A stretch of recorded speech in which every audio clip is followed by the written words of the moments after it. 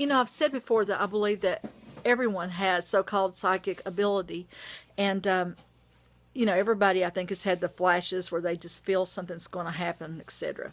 But then, I think sometimes, and I've had people tell me that they're afraid of it. They're afraid of their own perception, their own what they pick up, because they tend to get the things that are dreadful or things that they're afraid of, etc., like that. But here's what I'm supposed to tell you. It's not that your ability is evil or bad. It's not that you can't pick up something good and hopeful, but here's the thing. People are actually designed to pick up what is negative, because back in our caveman kind of days, if we weren't programmed, you might say, to be alert to danger, we would be eaten.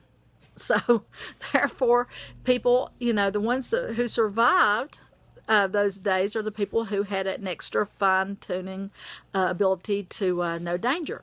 So naturally, whenever you pick up energy that's just basically, as I've said before, coming in like a wave, you might say, a wave of energy. When you're picking that up, naturally, you're going to pick up the scary or the negative. But here's the thing. You can train yourself, I think, to also pick up what is good and hopeful.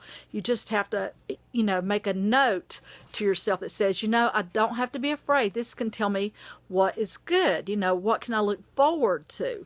And I think whenever you do pick up something, that's good, make a mental note of that. This is what it feels like to pick up something good. This is what I want to know. This is good.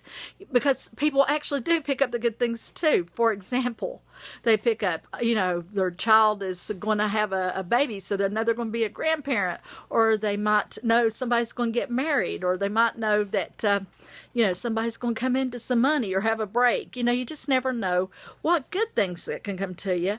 You just have to kind of dial back the fear, because actually if you're afraid of every little thing that you pick up, you're going to, basically teach yourself to focus on what is scary and bad.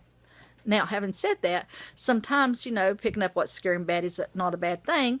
Going back to a little story before about the caveman days, it can save you. If you feel like something bad might happen, for example, if you go a certain way or if you meet a certain person, probably you need to pay attention to that. That's a good warning. That's a good thing.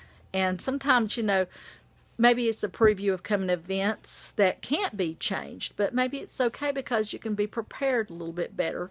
You just got to make sure your anxiety doesn't get in the way too. Trace that feeling back. Is it a gut feeling, or is it tracing back to, your fearful place?